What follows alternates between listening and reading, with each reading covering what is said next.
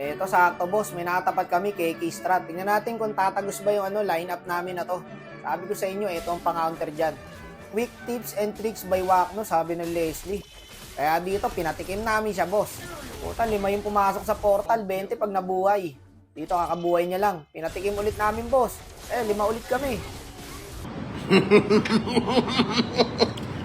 Gagi si Celibo yata yung YSS nila guys.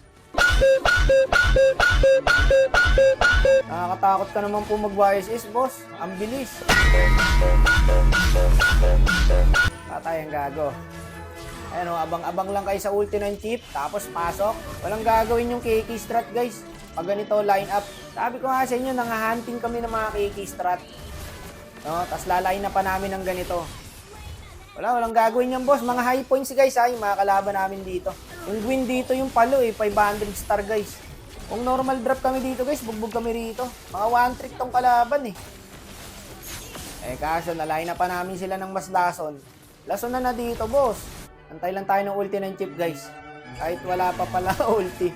Wala pa pala, putik na yan. Nagantay pa ako. Pinasok nila dun, oh. Tapos yung Claude dito, pumasok 3. Patay ang gago. Sila Madam Luck sa maganda kalaban dito, guys, sa KK strat, eh. Kaso hindi namin ma-tempohan. Dito, muntik pa maagaw ng Gwyn. Ang galing kasi ng Gwyn dito talaga, guys. Pinontes pa rin talaga nyo. Muntik pa nga maagaw ng Savior, oh.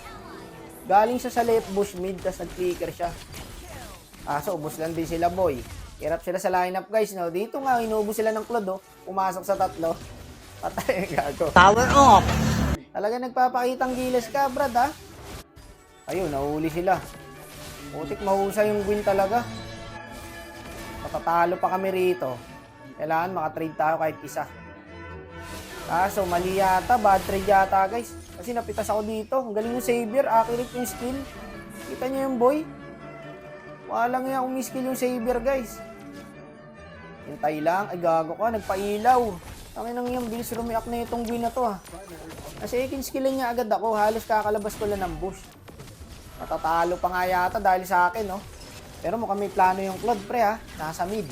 Tignan nyo, guys. Ayun na, tatapusin na ng Claude yan. Busy sila dito, eh. Ayun na. Gagi, binurse na ng Claude yung minions namin. Alam ko na gagawin niya doon. Tinakot niya lang yung Leslie, kaya umulti siya kagad para makalapit yung minions. Yun pala ang plano.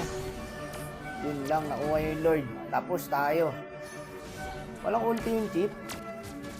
Sayang. Okay lang, dep lang. Hintay lang tayo ng ulti ng chip, guys. Eto na, pasok ka na. Tapos na to. Tapos na to, promise. Maniwala kayo, guys. Tapos na yan, basta nagsabay-sabay na kami. Gagsti, lusaw sa Claude, pre. Loko, nabuhay pa. Pero wala na to, guys. GG na to. Napitas pa yung Leslie. Tapos dito, nag-surrender na yung mga KK strat. Nice G po sa mga nakalaban namin.